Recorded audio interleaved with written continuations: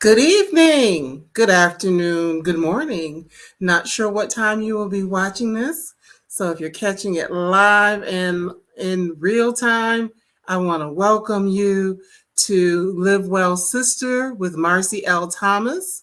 As you can see, I am Marcie L. Thomas. I am the founder of Brown Girl Collective and also your host for the Live Well Sister show. It's something that I began last year as a way of trying to help us as Black women become more intentional about the ways in which we live and grow and experience life. So I want to welcome you and thank you for joining me this evening or whatever time you're watching on the replay. If you're here live, please let me know where you're joining me from, and feel free to like the video and share it with others who you think may be able to benefit from the things that we'll be talking about at this time. So I'll give you all, I see a couple of people in the room. So thank you again for joining. And I appreciate you taking the time out of your busy schedule to be here. I know we are almost a couple of weeks into the new year, but I still want to wish you a happy new year because it's still a new year for all of us. So what we're going to be talking about tonight is how to live well in 2022 and beyond. So if you have not seen the Live Well Sisters show in the past, let me give you a little bit of an idea of what it's all about or where it came from. Several years ago, I was living in Detroit, Michigan, and kind of struggling and figuring out how I was going to maneuver my life. And so I one day I was sitting and I was in prayer and came up with this concept of 7 different things to do or to focus on as a way of living my best life. Now, mind you, this was several years before Brown Girl Collective came along in 2009. It really started or originated as something personal to me on how I'm going to live well. And over the years, I've continued to look at it, and I'm just tell you up front, I am not the best in all of these areas I'm going to talk about, but as I'm growing and we're all looking to grow, I just think that it's good for us to consider these things as we are going through our day-to-day lives and planning for the future. So that's a little bit about where the concept of Live Well Sister came from. And Brown Girl Collective actually is a part of it because in my desire to live well, I knew that I wanted to do something and walk in my purpose. And we'll talk a little bit more about that as we go on. So without much further delay on that, it's one of the other things that has happened is if you've been following me for a while, Brown Girl Collective for a while, you do know that it's a lot about celebrating Black women, correct? And please feel free to chime in because it's just me. I'm used to interviewing, so it's just me. So if you have a comment or anything you want to say, please feel free to do that as well. But as I was saying, over the years in celebrating Black women and honoring the things that they do, I realized that a lot of times the focus is placed on what we do or what we accomplish, and not enough about who we are or what's actually going on with us behind the scenes. Because how many of you all know that you can be making a lot of money, you can be in a great marriage, you can have your kids, you can be doing all these wonderful things, but there still may be other areas of your life where you're not succeeding or where you find yourself challenged. And so in thinking about that, I'm thinking specifically of Fannie Lou Hamer, how she was this great freedom fighter and fighting for voting rights and all these wonderful things that she did. But in the midst of all that, she had all kinds of health issues. And so while she's this great person that we look up to and we admire, we think of the fact that her life was cut short because of some health issues. So I just feel that it's not just important for us to celebrate the things that we do and the ways that we show up in the world to get all the kudos and the rah-rahs, but it's also making sure that we are taking good care of ourselves on a more deeply personal level. So that's really what this is all about. So Live Well Sister, I'm just gonna start at the beginning and give you the first way that I think it's important for us to live well. And you can jot some of these down because I'm going to give you some things to write down, and you can, if you have a note or as I said, a comment or whatever, please feel free to share. So the first way that we can learn how to live well is to embrace our spirit, or embrace your spirit or spiritual life. As I mentioned, Live Well Sister came to me years ago, when I was living in Detroit, Michigan at the time, and really kind of struggling and trying to figure some things out. But of course, in that time of prayer, I was able to come up with some new ideas and think and look at things differently. So I would encourage you, no matter how you embrace your spirituality, it can be by going to church.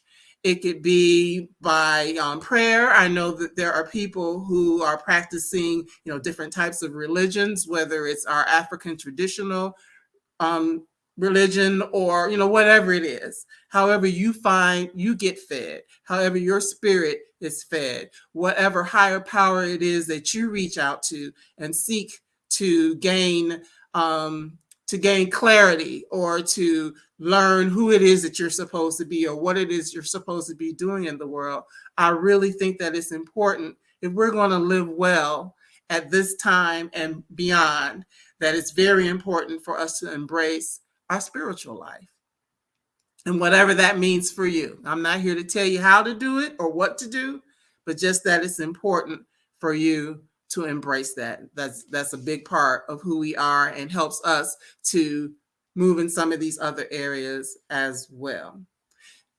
As we go about this, hosting this show for this year and beyond, I will be bringing in people who can talk to us about our spirit and nurturing our spirit in a variety of ways. So that's just something to be on the lookout for.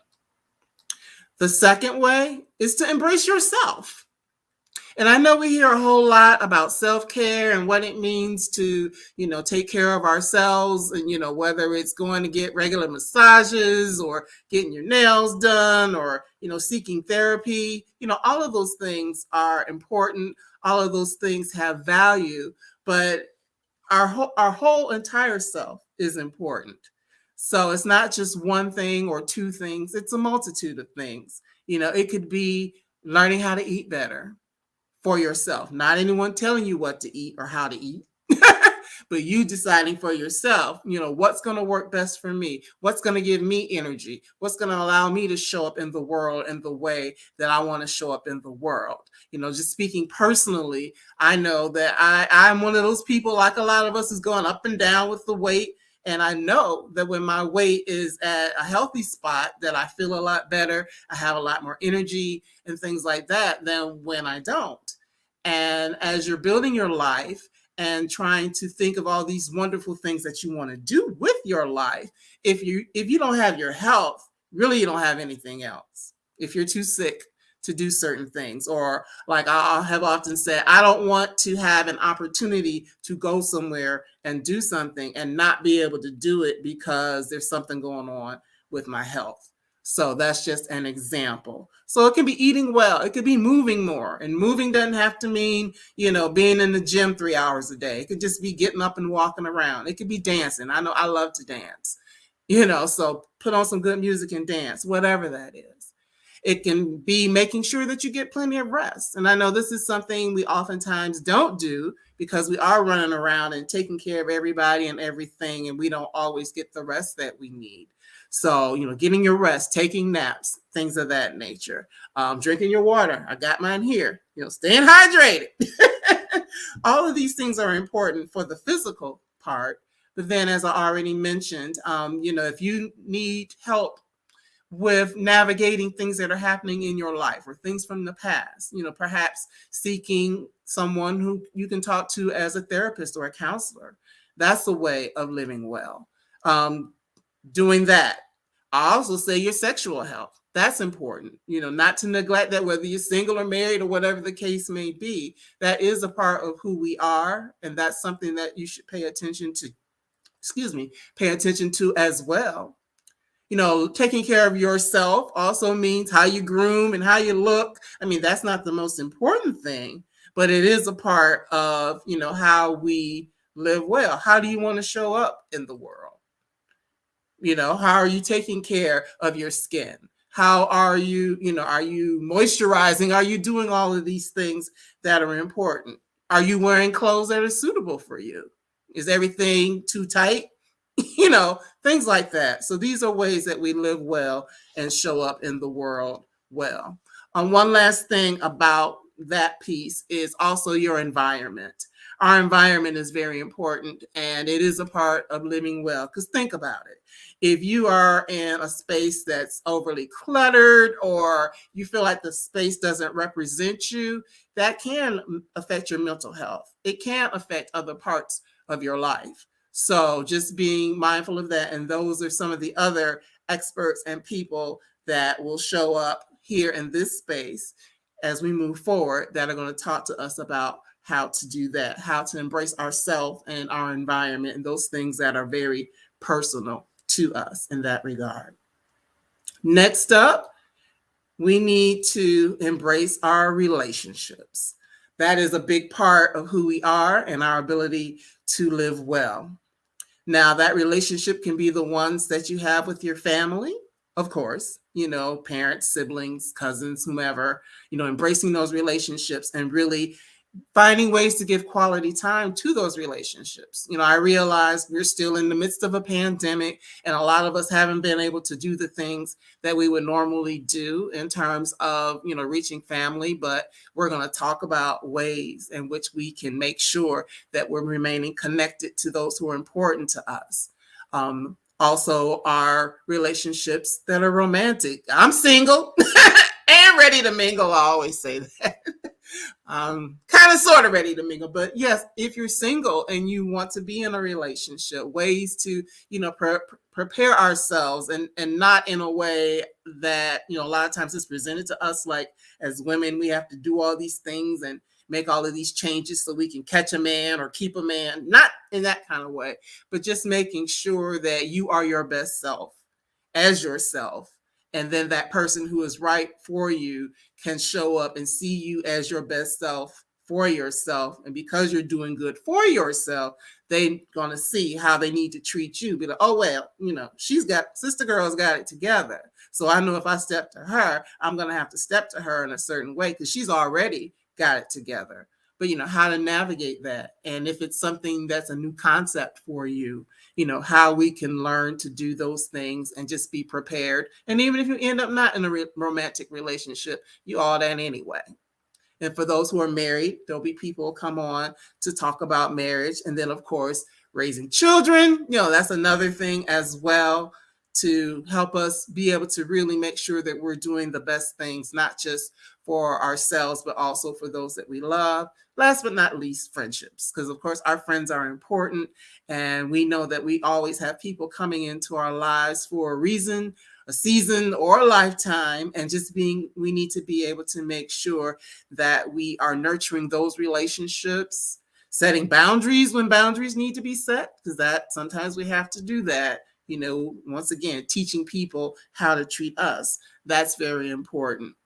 So we will talk about relationships. And as we live well, we learn how to embrace our relationships better. Next up, embrace your purpose or your career. As I mentioned earlier, Brown Girl Collective and Live Well Sister came about as I began to seek and try to figure out what my purpose in life was, really, quite honestly. I'm one of those people that as a child, I thought that I would be doing something very similar to what I'm doing here right now talking to you. Back in the day, I would read Essence magazine and I wanted to talk about Black women and Black women's stories and all these sorts of things. And what happened was life. And by the time I got to high school, it was like, oh, well, I think I could probably do okay as an accountant because I'm kind of sort of good with numbers and, these sort of things. And I found myself on this path of taking jobs and going here and going there and doing things that really weren't my purpose. It served a purpose, but it wasn't my purpose.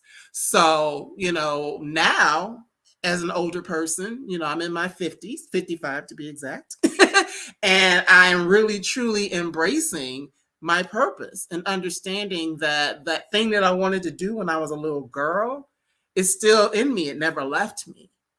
And for some of you, that's true. There's something that's within you. There's something that you've always wanted to do, that you've always wanted to try. And for whatever reason, life got in the way, responsibilities got in the way, so to speak, and you found yourself having to pivot and do something different. But I'm here to tell you that if it's something that you can't let go of it, go ahead and figure out a way, even if you're not doing it full time, figure out ways that you can embrace that thing that's a part of your purpose and or career, because sometimes your purpose and your career aren't the same thing, and that's okay.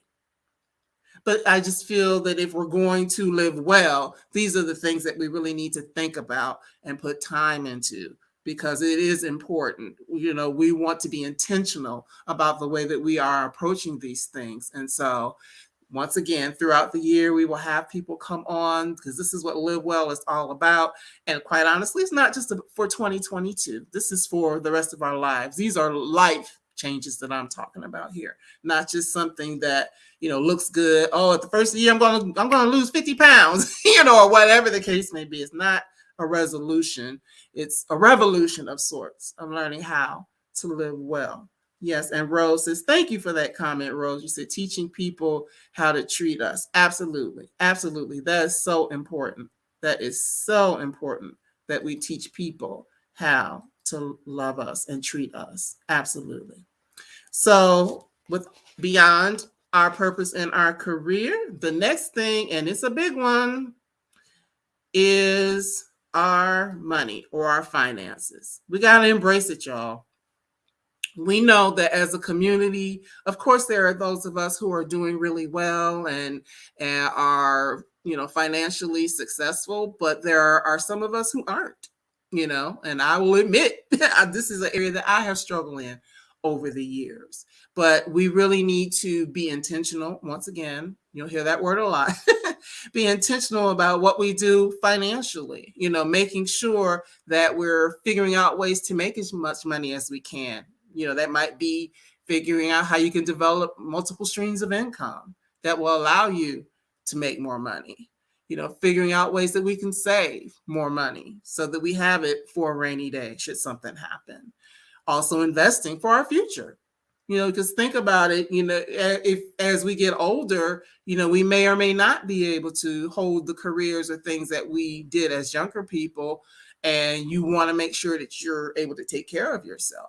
And be honest, you don't even have to be old. I'll give you a good case in point. In one of my career trajectories, I actually worked for an insurance agent, and we oftentimes would talk about, like, for instance, long-term care. And there was a younger woman got into a really bad car accident and needed help, but she didn't have children. She wasn't married, but she needed assistance. And, had she had a long-term care policy, for example, that's something that could have assisted her while she, was recuperating from this car accident. So it's things like that that oftentimes we don't think about. But, if we are living well, making sure that we are financially secure or have some sort of financial stability, that is something that's very important. So I've already said, making as much as we can, saving as much as we can, investing, and then being able to give as much as we can. And that actually takes me to the next way in which we can live well, and that is embracing your community. And community can be anything from the people in your neighborhood to the people, in a larger scale in the city. It could be people across the African diaspora. There's a lot of different ways that we can embrace our community, because as we know, there's always something going on. There's, always some cause. Get some of that water, hydrate. There's always some sort of cause that we can embrace or get behind, because that's just the way of the world. There's always someone that needs help. Many times it's us. We're the ones that need help. Whether it's getting out and, working on a political campaign, getting the right folks in office, that's very important. Working in terms of, helping the kids in the school that might need a tutor, or, just whatever it is. Those are things that, only you can decide. But I think that it is very important, and we really need to embrace serving our community. It could just be the neighbor that lives next door who is elderly and their kids don't come to visit, and they might need some help with something, because they don't have anyone that reaches out to them. It can show up in so many different ways, and of course the financial piece. Because like my dad would always tell me that, the more money you make, the more money you have to give. I know you like to give, but just think of how much you could do if you had more. And I'm like, well, that's true. So, it's not just about us having things so that we can floss, as they say, or look important to others, or have all these big fancy things. It is also our ability to be able to serve and service others. Next up, and actually, this is going to be a short one, because it's just going to be a short one today. Next up is, and this is very important, and it kind of ties to all of the others, is to embrace your joy.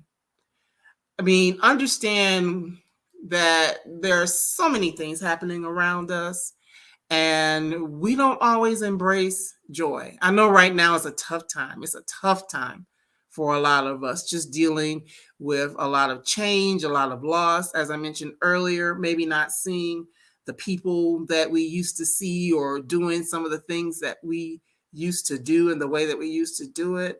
But there's still room, and there's still space for joy.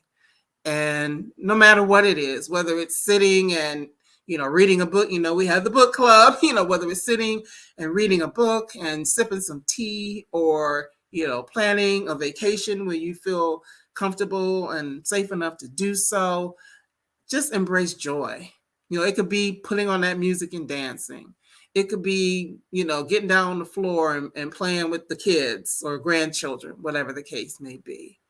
There's so many different ways, and it's just important for us to do that if we're going to live well, because there are so many things that, a lot of the other things I mentioned does require a little bit of work. It's true. But even in those things, you can find joy in your relationships, in your work, in your spiritual walk, in your career, your purpose. All of these things, there are ways to find joy and embrace joy even in those ways. So just as a quick recap for those who may not have caught it, the ways that we are going to live well in this year and beyond is to embrace our spirit or spiritual life, to embrace ourself and our self-care and all the multiple ways that self-care shows up, to embrace our relationships. Let me go back and make sure I grab that. To embrace our purpose and our career, to embrace our financial health and stability, to embrace those in our community, and last but not least, to embrace our joy. So as I mentioned, Live Well Sister, this is the first one for this year. And we'll be talking to people pretty much every week unless something comes up and, we just can't, or it's a holiday or something like that. So if you have any ideas or thoughts behind any of these concepts or ways in which we can live well, and you want to ask me if we can get a particular type of guest on, or if you yourself have skills or expertise in any of these areas, please contact me, reach out to me, and we will look to get some folks on that can talk to us and give us even more information to make sure that we have all of the right tools in our tool chest so that we can be the best that we can be and live well. So without further ado, I just want to give you some heads up as to who is coming next. Next week, we will actually have Candace Marie Benbow on next week at 8 o'clock, same time, same place, to discuss her new book, Red Lip Theology. And of course, theology means making sure you get the light right. She talks about, spiritual matters, spiritual things, how we can embrace our spiritual life as women, as, just basically as Black women, or women who are looking to understand how to embrace our spirituality, and sometimes in ways that is different from what we may have been taught. Because sometimes we do need to unlearn some things and embrace other things. So she will be on next week. And then 2 weeks from today, as I mentioned, talking about, look how, taking care of how we look and our skin and all these wonderful things. 2 weeks from tonight, I will actually have my esthetician on. That's Barbara Clayton of More Than a Pretty Face Skin Care Boutique here in the Atlanta area. She's going to come on and talk to us about how we can care for our skin, our melanated skin, during the wintertime and, beyond, because that is important. We want to make sure that we're taking care and doing the things that we need to do for our skin, which is our largest organ, in case you didn't know that.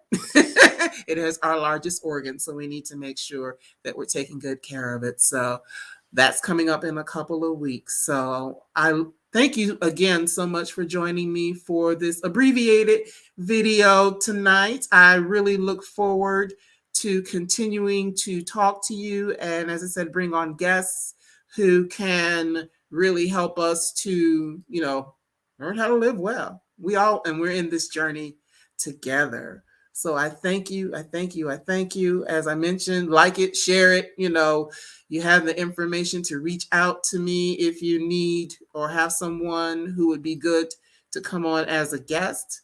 And that's all I have for now. So thanks again for your time. And we look forward to seeing you next week. Bye-bye.